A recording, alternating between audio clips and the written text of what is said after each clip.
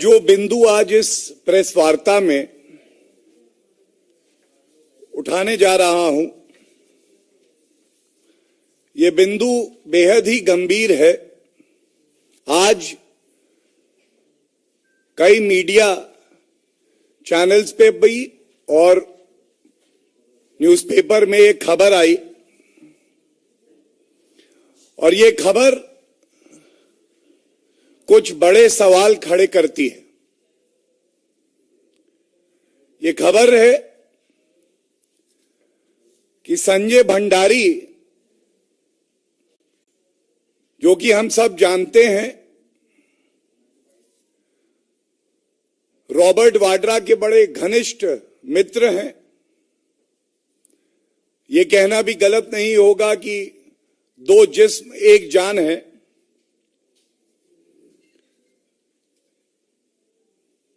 ये लंदन में एक मुकदमा दायर करते हैं और ये जो मुकदमा है इसमें इन्होंने खुद शपथ पत्र दे के स्वीकारा है कि 2011 में इनका और एक थेल्स कंपनी है जो लड़ाकू विमान होते हैं उसके अपग्रेड के लिए, आधुनिकीकरण करने के लिए वो कार्य करती है। और बड़ी विचित्र बात है कि ये मुकदमा दायर होता है तो ये वहां कहते हैं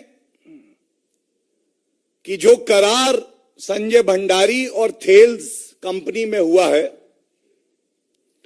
उसमें करीब करीब 170 करोड़ रुपए की रिश्वत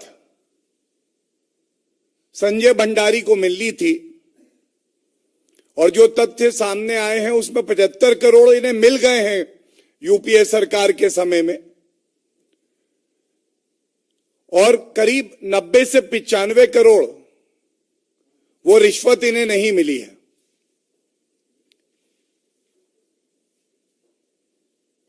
ये इसलिए चिंताजनक है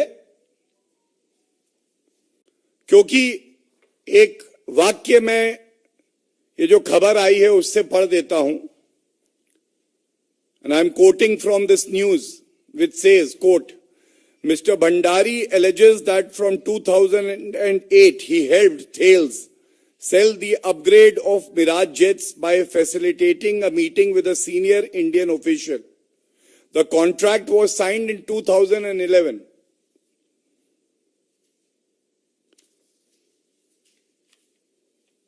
ये सर्वविदित है कि भारतीय जनता पार्टी की सरकार आई, श्री नरेंद्र मोदी जी के नेतृत्व में रक्षा सौदे हुए, ये गवर्नमेंट टू गवर्नमेंट डील हुई and the NDA BJP government has a policy of zero tolerance for corruption. लेकिन इस न्यूज के आने के बाद अब ये पता चल गया है कहीं भी भ्रष्टाचार है तो कांग्रेस पार्टी का तार है, कहीं भी भ्रष्टाचार है तो कांग्रेस पार्टी का तार है। और ये जो ब्रोकर कमीशन खोरी का कल्चर है, ये कांग्रेस पार्टी में ऐसी व्यवस्था बनी हुई थी कि वो रक्षा सौदों में भी कमीशन खोरी करते थे। भ्रष्टाचार यूपीए कांग्रेस सरकार में कूट कूट के भरा हुआ है।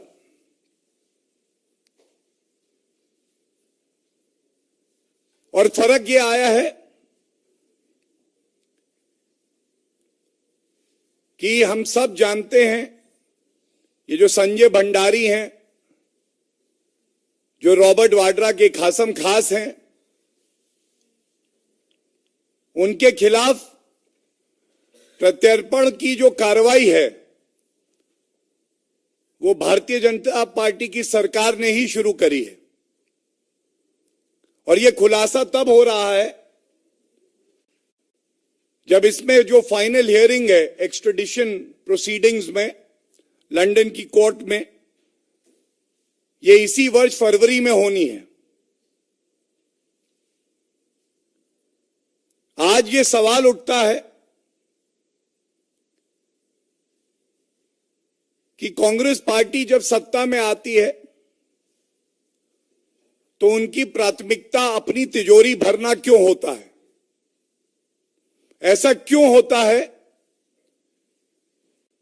कि जवान हमारे बुलेट प्रूफ जैकेट मांग रहे होते हैं तो ये वीवीआईपी चॉपर खरीद रहे होते हैं?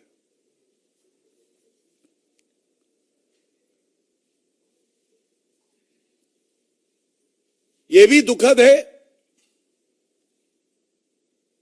कि ये जो 75 करोड़ रुपए घूस दी गई संजय भंडारी को, ये कुछ कंपनियों का एक जाल बुना गया, जो कंपनियां मिडिल ईस्ट और दुबई में हैं। थेल्स पेमेंट करती है इन कंपनियों को और उसके बाद संजय भंडारी के कहने पे एक और शेल कंपनी को एक बड़ी किश्त इस रिश्वत की दी जाती है। आज देश ये सवाल पूछ रहा है, कांग्रेस अध्यक्षा सोनिया गांधी जी, आप इस पे अपनी चुप्पी तोड़िए। ये हम सब जानते हैं 42 स्क्वाड्रन हमारी वायुसेना के 33 हो गए। 10 साल कांग्रेस पार्टी की सरकार रही, लड़ाकू विमान नहीं आए।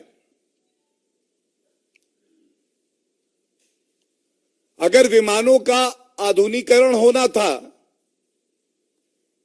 तो उसमें भी रिश्वतखोरी, कमीशन ली जा रही थी। और यह सौदा 2.4 बिलियन यूरोज, लगभग 18 से 20 हजार करोड़ रुपए का था। 2011 में ये जो करार हुआ, ये करार इसलिए संभव था कि जो देश की जड़ों में दीमक का काम करते हैं, देश को खोखला करने का काम करते हैं, उनके रिश्ते गांधी परिवार से होते हैं।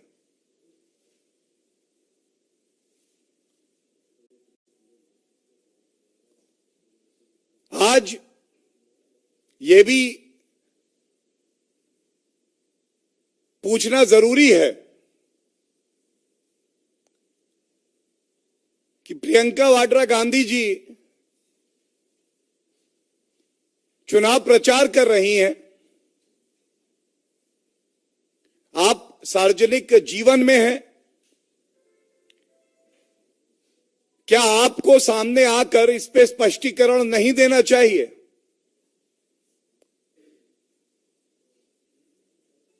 चाहे जमीन के घोटाले हों,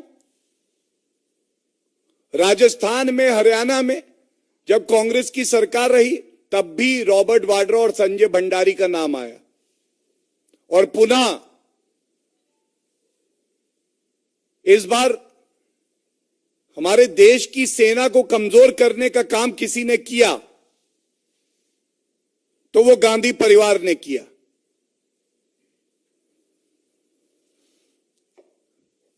ये प्रमुख प्रश्न उठाए गए हैं, देश की जनता पूछ रही है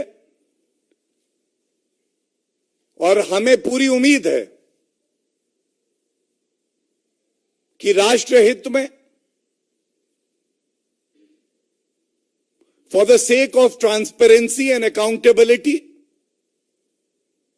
Sonia Gandhi ji, Rahul Gandhi and Priyanka Vadra Gandhi will respond to these questions.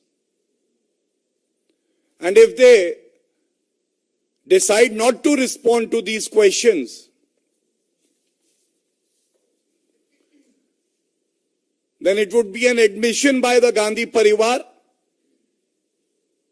that not only did they provide political patronage to Sanjay Bhandari, but rather they were facilitating meetings between the company that was providing modernization and senior officials in the government during the Congress era.